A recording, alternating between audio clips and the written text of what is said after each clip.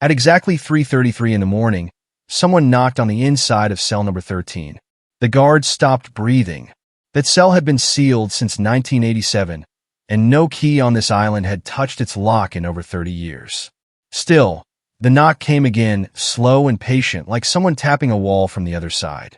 The guard opened the night register with shaking hands and found a name written at the bottom of the page. A name nobody had written, R112, Aram. But that name had been struck from the register forever 3 years ago because R112 had been released. There was a release certificate, a signature, an official stamp. Everything was in order, except for one thing. The prisoner never made it home. The boat that carried him away from Kivuli Island prison came back empty. And tonight, 3 years later, a voice was coming from inside his sealed cell. Before you ask, no, this is not a true story. It is a story, though, and it is a very dark one. The story of a secret island prison off the coast of Africa where the dead are not always dead and the released are not always free. If you do not stay to the very end, you will never learn why our 112's name appeared in the register tonight, or why he came back to a prison he had already left. So turn off the lights, turn the volume down, and come with me to the island. This story begins at a harbor where even the shore did not want to be looked at. Horace, 29 years old, was a former policeman from a town on the African mainland. For years ago, his life changed in a single night when his older brother, Aram, was sentenced to 12 years on a fabricated charge and sent to Kivuli Island prison. The island sat 14 hours by boat off the coast, a place people were afraid to even name aloud. 3 years ago, Aram was released. The family received the telegram. Convict R112 released. Going home. But Aram never arrived. Horace knocked on every door, the police, the prison office, the harbor authority, and every time he got the same answer. He was released, he left, we know nothing. Horace understood that someone was lying. So when a 6-month night guard contract opened up at Kivuli Island prison, he did not hesitate. He told himself one thing only. Whatever lie this island is hiding, I will go there and find it. After the 14-hour crossing, the island finally appeared, a black mountain that seemed to swallow the sunlight, and on top of it, the prison. A colonial building raised in 1893, white walls now stained with green damp for watchtowers, and in the middle a massive iron gate weighed down by locks more than a century old. As Horace stepped off the boat, a strange smell hit him, wet iron and old stone. An old sailor at the dock stared at him without a word. When Horace asked what was wrong, the old man answered, "Son, do not spend the night on this island. Every boat that leaves this place always leaves something behind. Sometimes cargo, sometimes a man." Horace swallowed his fear and walked inside. At the reception desk, he spoke his brother's name. Aram. The clerk's fingers stopped moving over the register. He looked up and said nothing for 10 seconds. Then he said, R112. Yes. He was released 3 years ago. Horace asked, then why did he never reach home?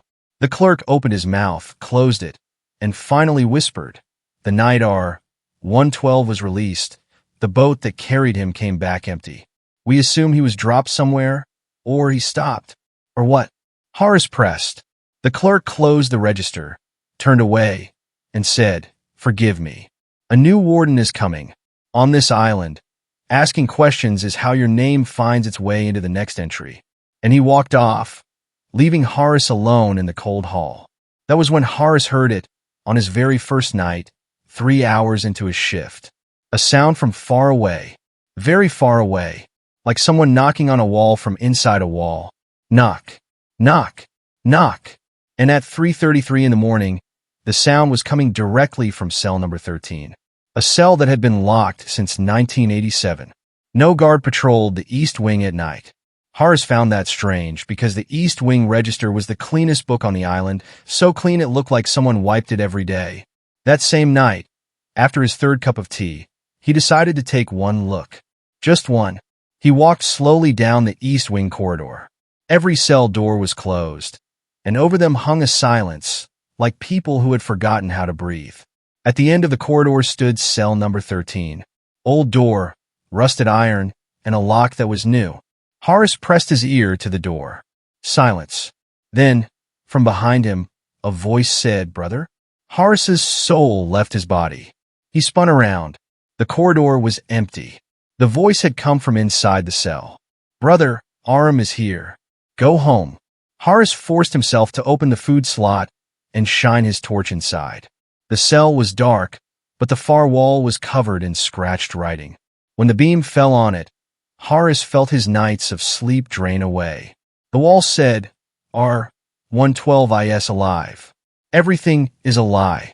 He knew that handwriting the way he knew his own. It was Aram's handwriting, the same slant, the same way of drawing the letter Z with a long tail, the way Aram had written since childhood. That night Horace opened the register again. The third shift entry was there, and next to it another entry, in handwriting that belonged to nobody on duty tonight. It read, 3:33 a.m., R112 Aram, Cell 13, duty, O. Bello. Horace's mind spun. Who was O. Bello? In the morning he asked the clerk. The clerk's face went white. Bello, that was a guard in 1987. He is the deputy warden now.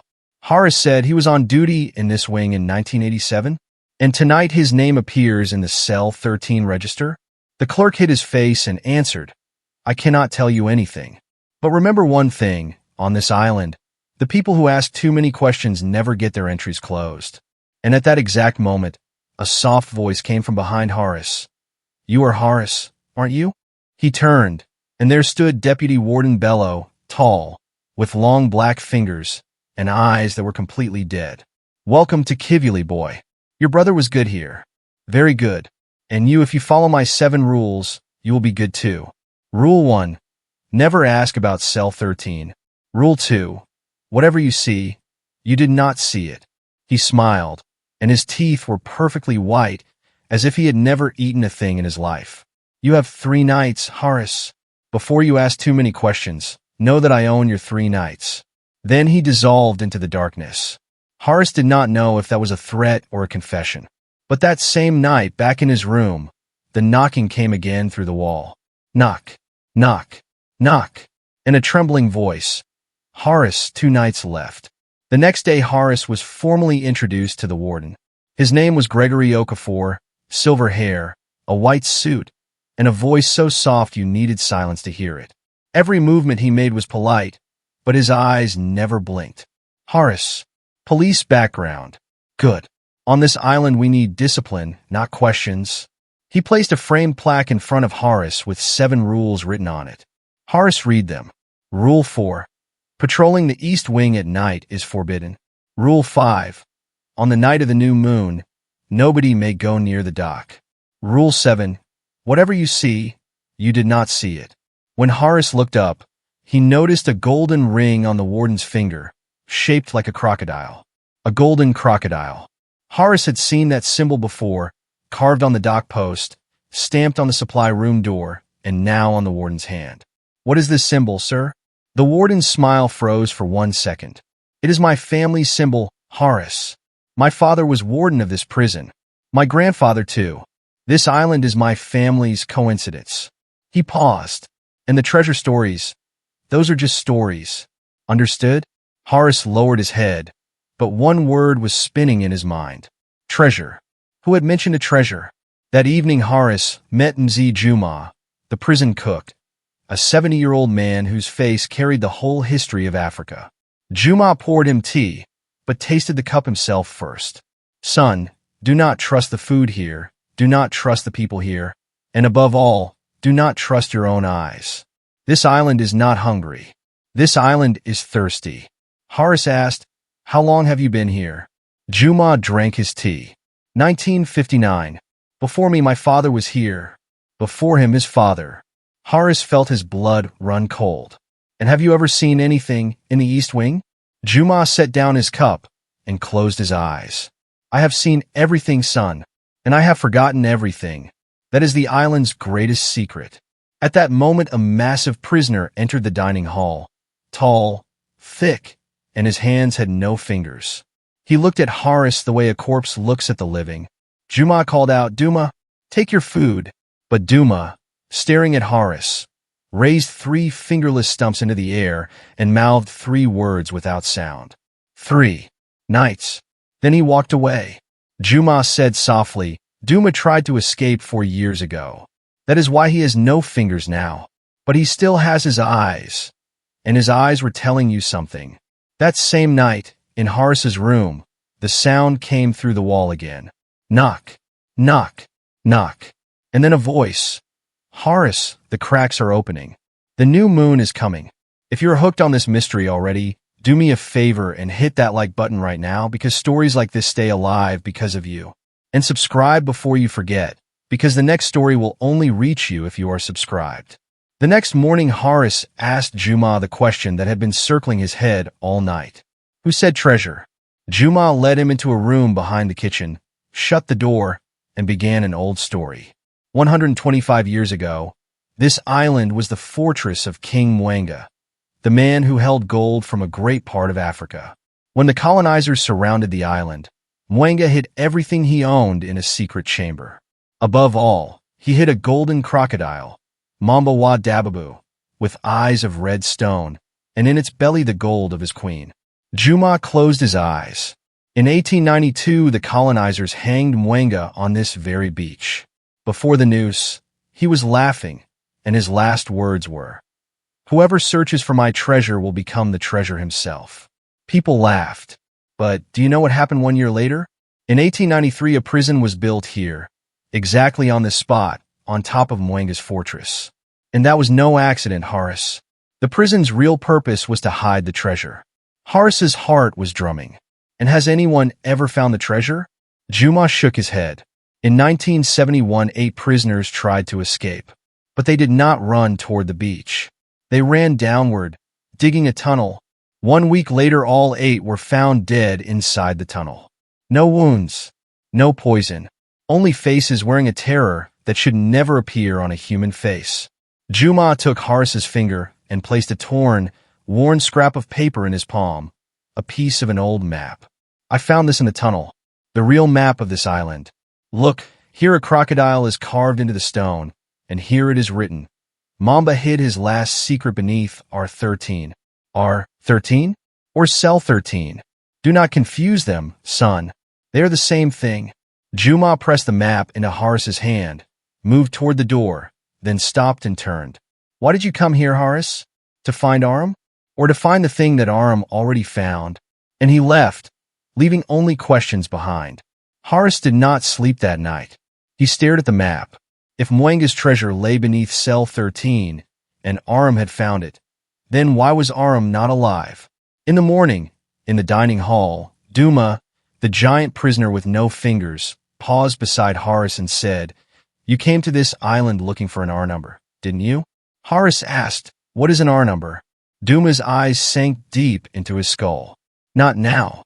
Tonight is the new moon.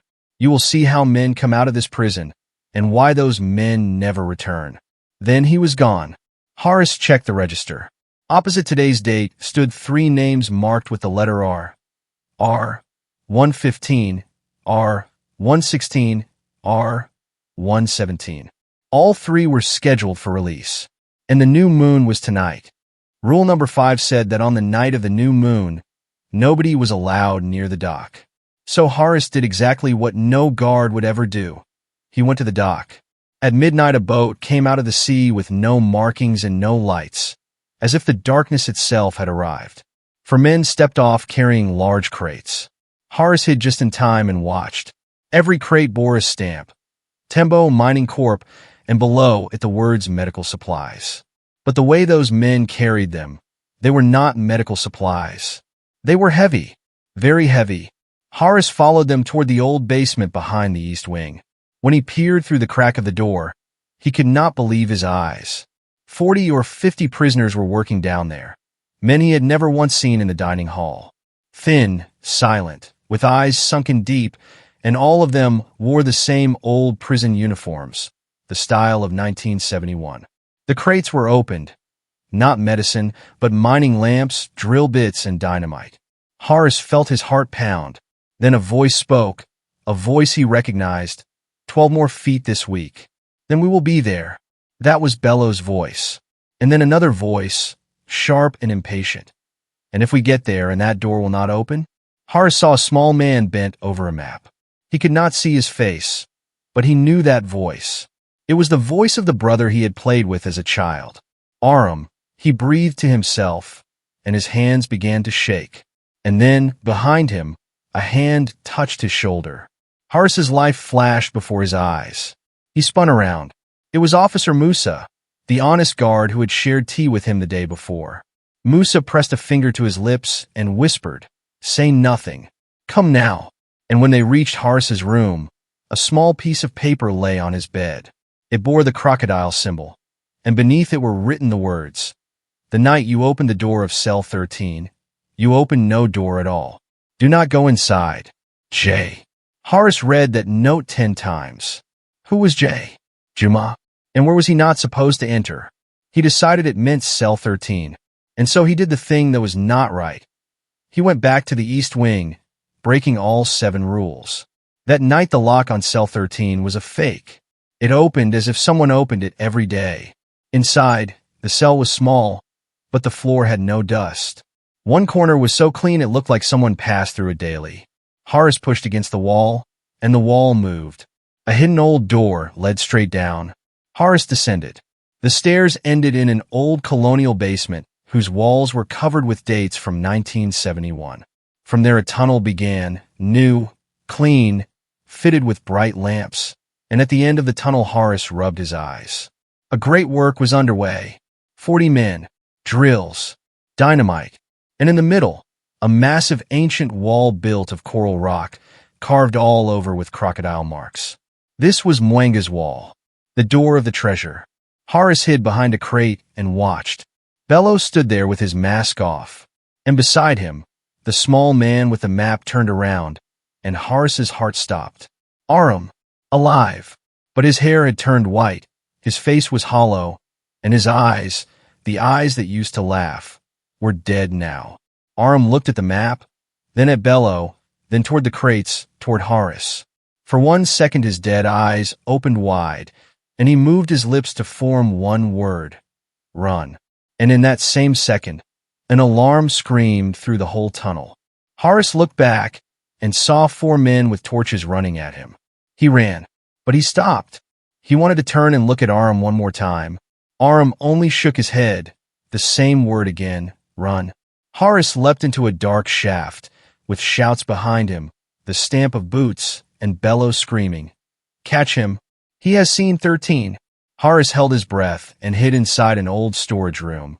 And there, in the dark, between his fingers, was a small folded paper he did not remember receiving, written in Aram's handwriting. "Brother, they are going to open Mwenga's door. 3 nights. If I am still alive when this reaches you, know that inside that door is the thing that has kept this island alive for 130 years. And that thing is not a treasure. Morning brought news that shook the whole prison. Officer Musa was found dead. Suicide, the report said. But Horace knew Musa was the man who had come to save him the night before. There was no suicide note by the body, but in his clenched fist there was a scrap of paper. Horace took it secretly and read 2 words written on it. Horace and R119. And below them, the crocodile symbol. At breakfast the warden himself announced, Musa died of mental stress, and he did not look at the room, he looked only at Horace. In that moment Horace understood. Musa had been killed because he knew something. Then he remembered the note signed J. Musa's full name, written in the office register, was Musa J. Oching. J. He was the J. That night Horace searched Musa's locker and found a notebook, a diary of 10 years. Horace spent that night with the notebook, and what he read made his hands tremble. The R numbers are the prisoners who appear on the release list. But release does not mean leaving this place. Release means going down. Every month, on the night of the new moon, 3 or 4 prisoners are released. The letter R goes next to their names in the register. R for released. But Bello says it means returned. They never come back. 47 men since 1998. Whoever learns this secret gets an R number next to their own name. R119. The last number. It means that man will never leave this island, and he can never even die, because the names of the dead do not appear on lists. The R numbers are buried alive. And on the last page was written, If you find this notebook, know that the tunnel has a second mouth beneath the sea. A sea cave. That is where the real story begins. MJO. Horace closed the notebook, and through the wall came the knocking again. Knock, knock, knock. From his own wall, and then a voice that had haunted him for nights. Horace, why did you look at my face last night? Horace pressed his ear to the wall. Aram, I told you to run, brother. But you came back. 2 nights are left now, and in 2 nights every dead man on this island will come back. Are you ready? And the voice sank away. Horace slammed his fist against the wall. Aram, where are you? But only silence answered. That night Horace tried to sleep with the notebook under his pillow, but his eyes refused to close, because there was one last line in the notebook that he had turned back to read again. If this island is ever opened, first open the door beneath cell 13. And last of all, open the door behind cell 13, because the first door shows you the treasure, and the last door shows you the truth. Take a long breath now, because the real turn of this story is coming. If you are enjoying this mystery, hit like right now, and if you want stories like this, do not forget to subscribe. And tell me in the comments, if you were Horace, would you open the door of cell 13? That night Horace made a decision. He would go to the sea cave. According to Moose's diary, the tunnel had a second mouth under the sea. But before that, he needed to do one more thing. He returned to Ustad, the black prisoner whose fingers Duma had cut off. Horace told him everything. The tunnel, Bello, Aram, the golden crocodile, every detail. Ustad listened, then sat with his eyes closed for 2 full minutes. At last he spoke. Do you know why this prison was built in 1893, Horace? People say the colonizers built it to keep the treasure hunters locked away forever. That is wrong. The real reason is something else. Ustad cleared his throat. Mwenga held something far more dangerous than gold. The colonizers' own secret. In the door behind the treasure lies the thing that has kept this island alive for 130 years. And it is not gold. It is a name. Horace asked, whose name? Ustad raised his mutilated hand toward him. The island's true name. The name that was erased from history in 1893. But Mwenga hid it behind his wall, so it could never die. Horace understood nothing. Ustad said, Go. Go to the sea cave. There you will find a door marked with the crocodile. Do not open it. But if you must, remember what Mwenga said. Whoever searches for my treasure will become the treasure himself. It means what you already know, and it does not mean what you are thinking. He spoke his last words. Searching for the treasure means searching for yourself. Then he left, leaving one more question behind. That same night, at 3:33, Horace heard the sound again. Knock, knock, knock. But this time it was not coming from the wall. It was coming from far away, from the direction of the sea. The sea cave. Horace grabbed his torch, grabbed his jacket, and stepped out. The night he had come to find his brother. He was now going out to find himself. By now this story has reached the point where every secret is about to break open. If you are hooked, hit like in the next second. Like this 100-year-old wall is trembling. Your like keeps this story alive. And if you want to see the true ending, do not forget to subscribe. It took Horace 2 hours to find the mouth of the sea cave. He walked to the part of the beach enclosed by cliffs, the place the locals called the Baba's Mouth, because the rock there formed the shape of a great open mouth. As soon as he stepped inside, the air changed completely, cold, wet, and carrying a strange smell like naked earth and old gold. In the beam of his torch, he saw an ancient wall carved with the crocodile symbol. And facing him a door, rusted iron, but a new lock. Horace looked at the lock, and his hands trembled because the lock was engraved with the letters R112. His fingers moved toward it by themselves, and then a voice came from behind him. Do not open it, brother. Horace turned. Aram stood there, alive, but so changed that Horace barely recognized him. White hair, hollow face, dead eyes. Aram, you are alive. Horace tried to embrace him, but Aram held up his hand. Wait, listen to me first, then decide. Aram began his story. 3 years ago he was released. He sat on the boat, but the boat did not take him home. The boat brought him back here, because release means nothing on this island except that. Horace asked, so you never left at all? Aram's eyes filled with water. I left. But when the boat moved away from the shore, another boat came out of the sea. They seized me and brought me back, because I knew what the R number meant. Bello showed me the door of the sea cave and said, the man who sees what is behind this door can never leave this island. Either he goes inside, or he becomes our 112 and works here forever. I worked on this island for 3 years, Horace. They used my hands to dig the tunnel toward Mwenga's door. But I kept one thing hidden. What I saw behind that door, I told no one. Horace asked, what did you see? Aram closed his eyes. The thing that keeps this island alive. And it is not a treasure, brother. It is a man. Or it was a man. 130 years old. Now he is both. Aram took Horace's hand and led him to the door, not outside, but around it. Horace thought he was opening the door, but Aram showed him another way, a narrow passage that passed beside the door, a route known only to a man who had worked there for 3 years. Inside, they reached a strange chamber whose walls shimmered like gold. In the center stood an old cot, and on that cot sat a man, neither dead nor alive. A wrinkled face, hands of bone, but his eyes were open, and those eyes were looking at Horace. What is this? Horace's voice trembled. Aram said, this is what this island has kept alive for 130 years. The colonizers hanged Mwenga, but Mwenga's soul did not die. He played his last trick. He locked himself inside this wall. And now he is the soul of this island. Whoever comes near this door remembers who they really are. And after that, they can never leave. Horace's hands shook. Then what are the warden and Bello in all this? Aram lowered his voice. They do not know the secret behind this door. They are only chasing the treasure. The warden's father, his grandfather, all of them died trying to reach this door. But no one went inside, because after you go inside, there is no way out. They think the golden crocodile means gold. But the real crocodile is the guardian of the door.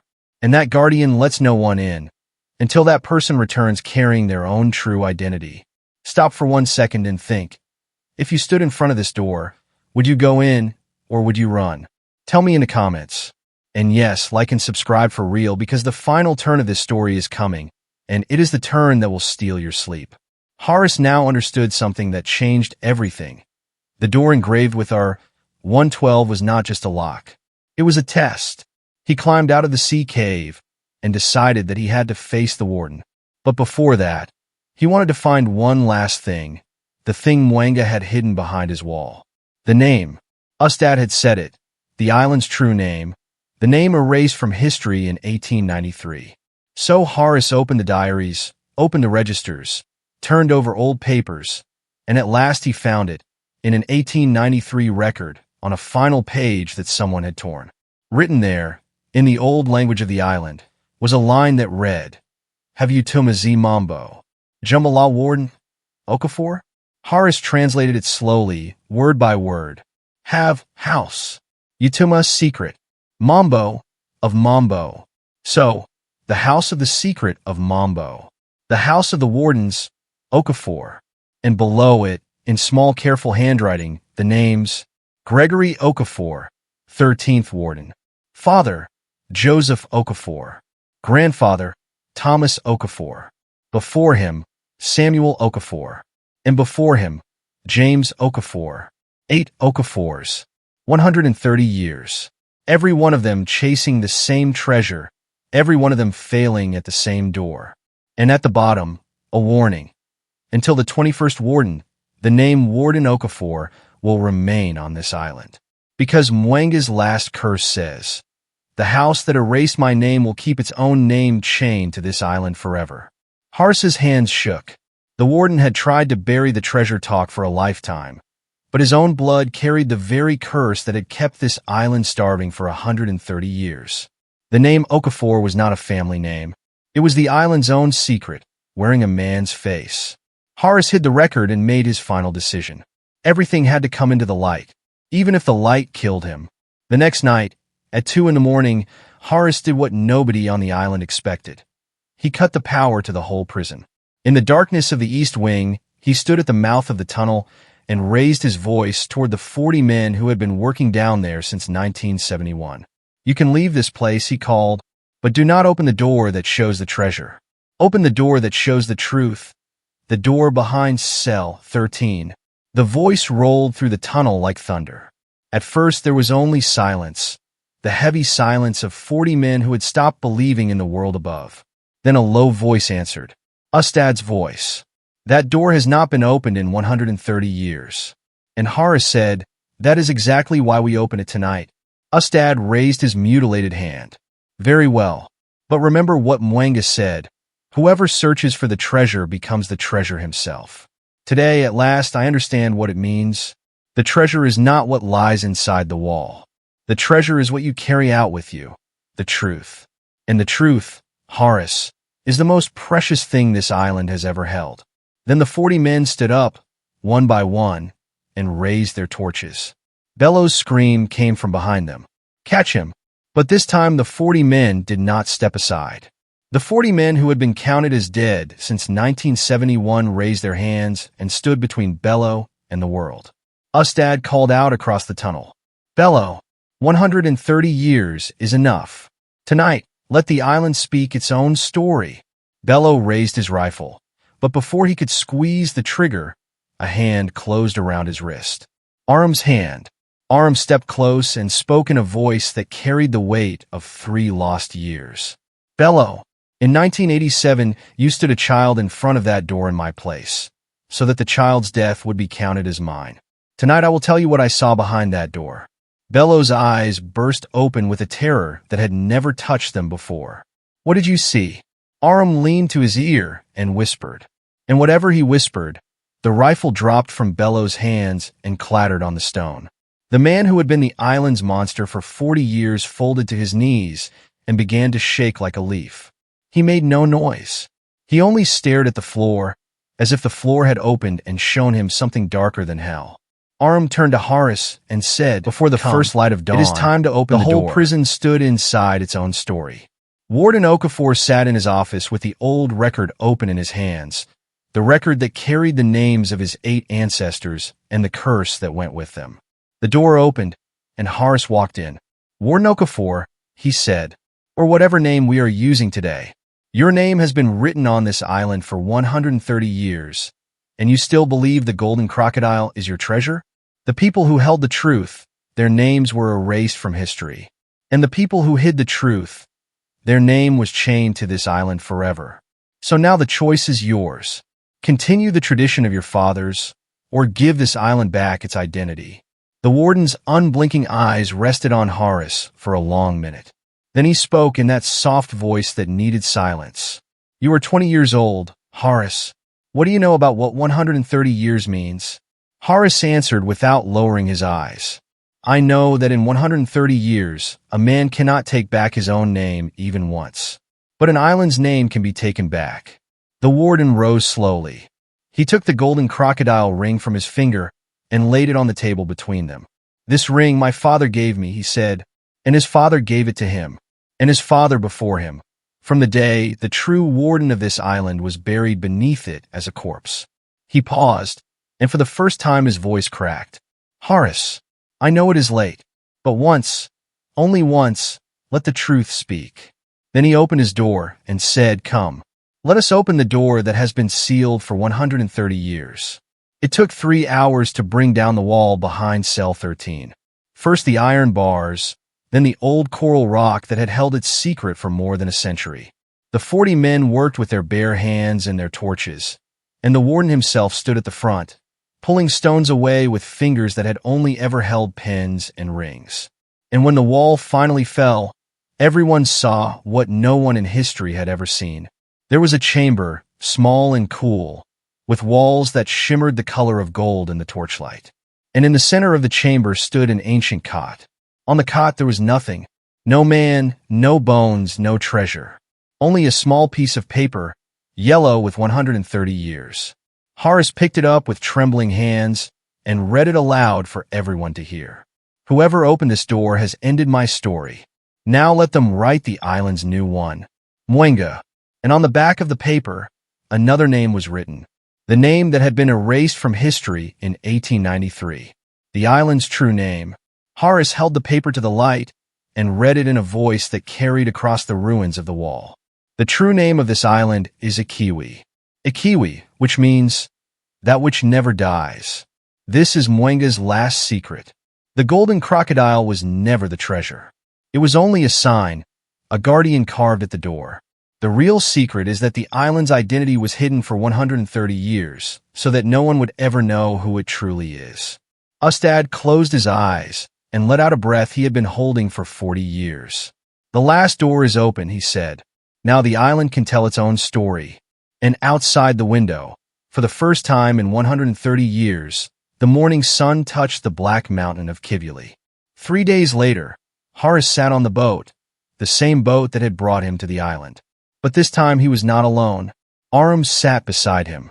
Ustad stood at the shore with the 40 men who had been dead since 1971, all of them free now, all of them wearing clothes that had been new to them once.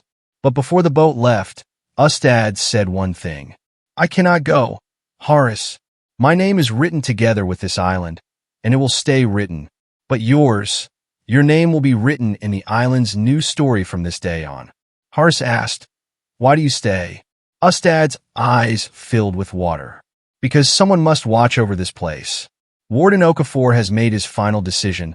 The prison will close, and the island will sleep for the first time in a century. But the story of this island will never sleep. I will stay, and I will write the story that Mwenga hid, and I will tell it to every boat that ever touches this shore. And I will tell them the truth I learned in 40 years down there. Every human being carries an island inside them that never dies. The name of that island is known only to the one who has seen it with their own eyes. The boat moved away from the shore.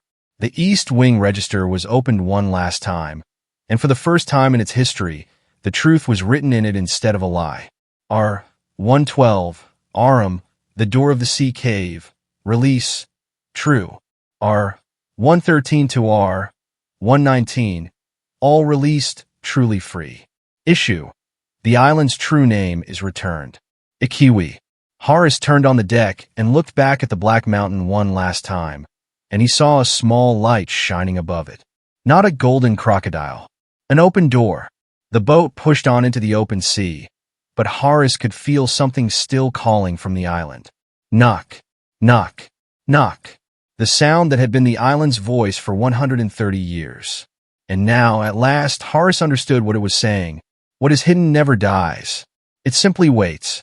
It waits for the night when the lock turns and the register opens, and a new name appears at the bottom of the page, in handwriting that belongs to no one on duty. It waits for you. So, friends, everything you have heard in this story, all of it, is a story. But one thing is true. There are places in this world that we know nothing about. Places whose names were erased from history, and stories that stayed hidden behind walls for 130 years. The Secret Island Prison is not just a story. It is the story of every secret we will never know. If you enjoyed it, tell me in the comments. If you found the door beneath cell 13, would you go in, or would you run? And yes, like and subscribe, because the next story I bring you will be deeper than this one.